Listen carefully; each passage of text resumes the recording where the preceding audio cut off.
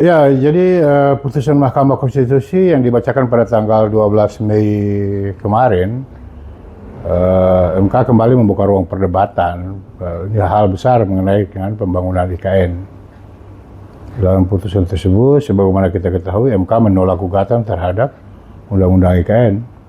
Namun sekaligus juga menegaskan bahwa Jakarta masih tetap berstatus sebagai ibu kota negara sampai diterbitkannya keputusan Presiden terkait pemindahan ibu kota secara resmi. Nah, di titik inilah pertanyaan publik mulai menguat. Jika secara hukum Jakarta masih ibu kota negara, lalu untuk siapa triliunan rupiah anggaran pembangunan IKN yang telah dibelanjakan? Secara politik hukum, putusan MK memang memberikan legitimasi terhadap keberlanjutan proyek IKN. Namun di sisi lain, putusan tersebut juga memperlihatkan bahwa proses pemindahan belum benar-benar selesai secara administratif dan konstitusional.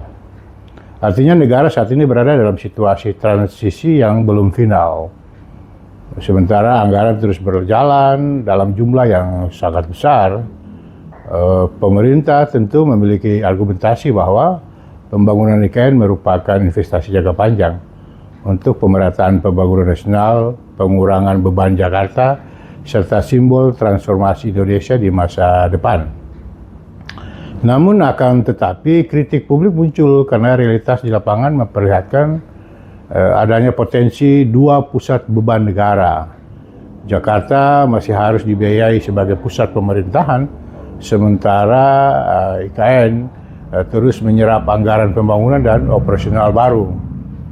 Nah, dalam perspektif fiskal, kondisi ini memunculkan pertanyaan serius tentang efektivitas penggunaan APBN di tengah berbagai tekanan ekonomi nasional, efisiensi anggaran di lintas kementerian, hingga kebutuhan dasar masyarakat di daerah yang masih belum terpenuhi secara maksimal.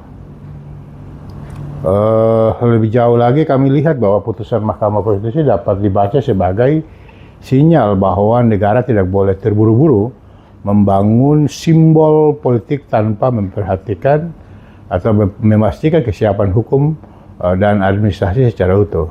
Sebab dalam negara hukum, proyek sebesar pemindahan ibu kota tidak cukup hanya dengan narasi besar dan ambisi pembangunan, tetapi juga harus menjamin kepastian hukum, efisiensi anggaran, dan legitimasi publik. Di tengah pembangunan yang terus berjalan, masyarakat kini mulai menunggu jawaban yang lebih konkret. Kapan perpindahan benar-benar efektif? Berapa total biaya transisi yang harus ditanggung negara? Dan apakah manfaat IKN nanti benar-benar sebanding dengan pengorbanan fiskal yang sedang terjadi dan terus terjadi?